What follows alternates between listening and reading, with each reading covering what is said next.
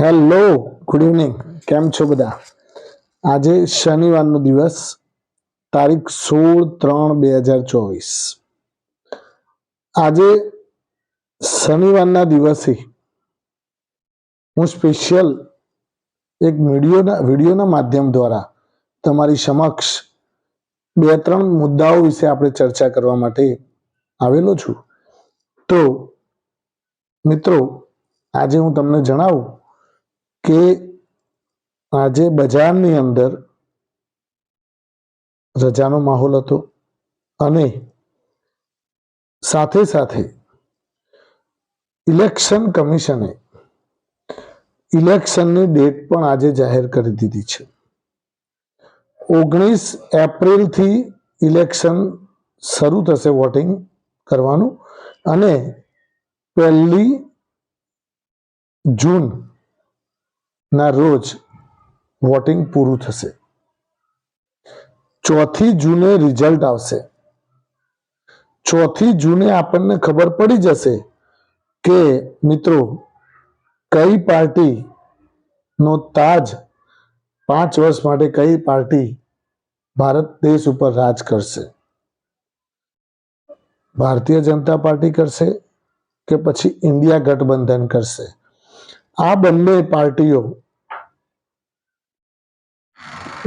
ઓછી કોટીનું જોર લગાવીને ચૂંટણી પ્રચારમાં હવે લાગી જશે.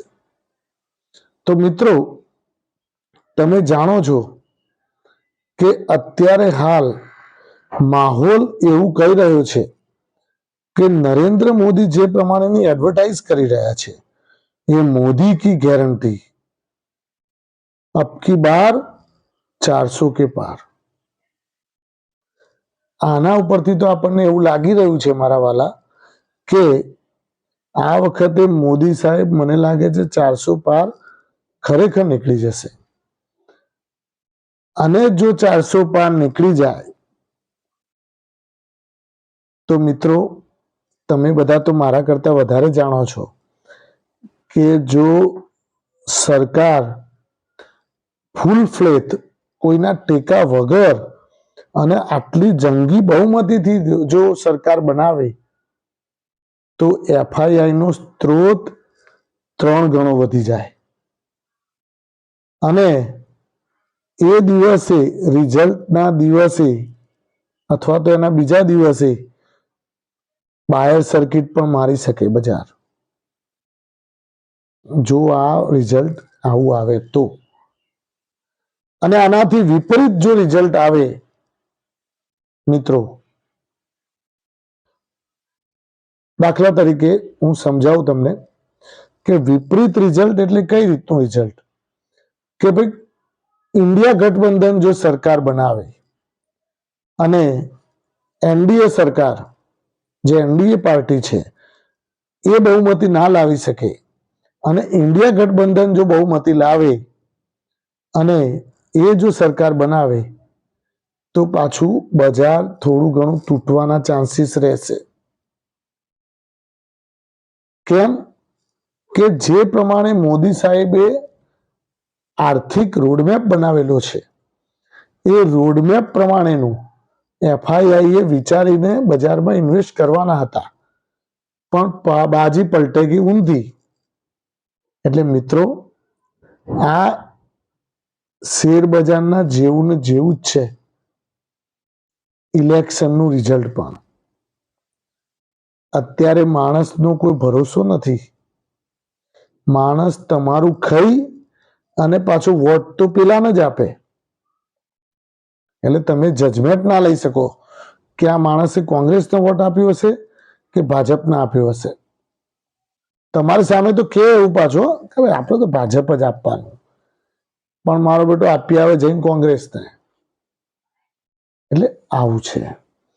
એટલે ઘણી વખતે તજજ્ઞો પણ આના ઉપર તારણ નથી કાઢી શકતા કે સાલું ખરેખર કોની સરકાર બનશે. હવે ટ્રેડરો માટે આ 1.5 મહિનો બહુ મજાનો ટ્રેડરો માટેનો મહિનો છે. એમાં ઉપરનું પણ લેવલ જોવા મળશે અને નીચેનું પણ લેવલ જોવા મળશે.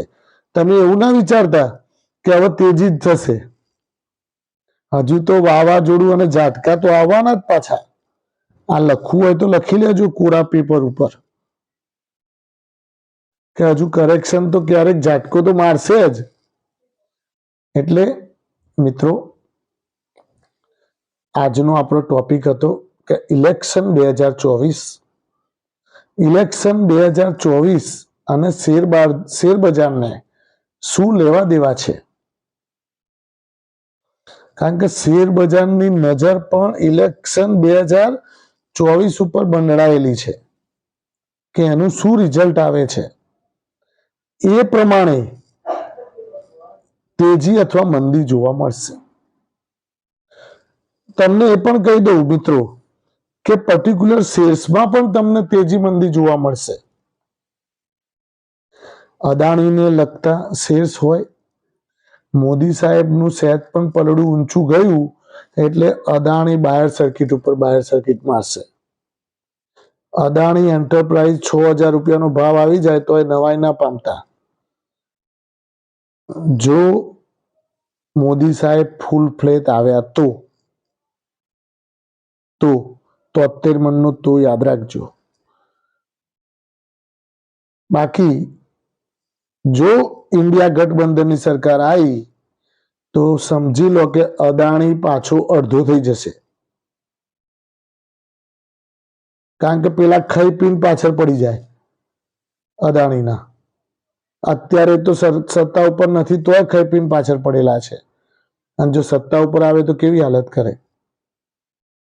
એટલે ક્યારે શું થશે એ રાજનીતિમાં કોઈ એનો નેતા તારણ ના કાઢી શકે. હા, જજમેન્ટ કાઢી શકે, પાક્કું ના કહી શકે કે ભાઈ આ જીતશે. કારણ કે દક્ષિણની અંદર કોંગ્રેસનું પલડું ભારે છે, ઉત્તર ભારતની અંદર ભાજપનું પલડું ભારે છે, મધ્ય ભારતમાં મિક્સ પાર્ટીઓ છે, જેમ કે યુપીમાં સપા બસપા, એમનું પણ જોર વધારે છે. અને મહારાષ્ટ્રમાં શિવસેનાનું જોર છે, એનસીપીનું જોર છે. લોકલ પાર્ટીઓનું જોર જે તે પ્રદેશમાં ચાલતું પણ હોય છે. એટલા માટે જ મિત્રો, તારણો તો ઘણા બધા વચ્ચે આયા જ જશે, અને હજુ ઘણી બધી. હજી એક બીજી વાત કરું મિત્રો તમને હું, કે હમણાં એક ઇલેક્ટ્રોલ બોન્ડનું પાછું નવું ચેપ્ટર ચાલુ થયું છે. જો તમને ખબર ના હોય તો કહી દઉં કે આની અંદર જિંદાલ સ્ટીલ એન્ડ પાવરનું નામ છે, ડોક્ટર રેડ્ડીઝ લેબોરેટરીનું નામ છે, હીરો મોટોકોર્પનું નામ છે. આ બધાના ત્યાં રેડ થઈ હતી, અને એના થોડા વખત પછી આ લોકોએ ઇલેક્ટ્રોલ બોન્ડ લીધેલા ભાજપના. એટલે મિત્રો, આ લોકોએ બચવા માટે લીધા હતા, એ હજુ કંઈ તારણ બહાર આવ્યું નથી. એટલે ઇલેક્ટ્રોલ બોન્ડ એ પણ એક પેચીદો પ્રશ્ન લઈને અત્યારે સુપ્રીમ કોર્ટ એના વિશે તથ્ય જાણવાની કોશિશ કરી રહી છે. તો મિત્રો, આજે હું તમારી સમક્ષ ખાલી એટલું જ કહેવા માટે આવેલો છું કે સારા સારા શેર્સ લઈને ઓલવેજ કહું છું કે બેસી રહેજો. ખરેખર તમને હવે આ 1.5 મહિનામાં ખૂબ મજા આવશે. ટ્રેડ કરવાની પણ મજા આવશે અને નફો લેવાની પણ મજા આવશે. પણ તમે મારા વિડીયો રોજ બરોજ સવાર બપોર સાંજ જોતા રહેજો, જેથી કરીને હું ઇલેક્શનને લગતી રોજે રોજ કંઈક નવી અપડેટ આપતો રહીશ, જેથી કરીને તમને કયા શેર્સ પકડવા એના ઉપરનો થોડો અંદાજ આવશે. થેન્ક યુ વેરી મચ મારા મિત્રો. ઇલેક્શન ખૂબ નજીક આવશે એમ તમને ઓર મજા આવશે, કારણ કે એ વખતે શું થશે કે માહોલ જ આખો અલગ હોય. એટલા માટે મિત્રો, હવે ગેરંટીઓની બોછાડ ચાલુ થશે. એક બાજુ મોદીની ગેરંટી, એક બાજુ રાહુલ ગાંધીની ગેરંટી. આપણે ખાલી ગેરંટીઓ લીધા જવાની, કારણ કે આપણે સામાન્ય માણસ છીએ. આપણે બધાની ગેરંટીઓ લેવાની અને આ વોટ આપવાનો કોઈ પણ એક પક્ષ નહીં. Thank you very much. ખૂબ ખૂબ આભાર મિત્રો.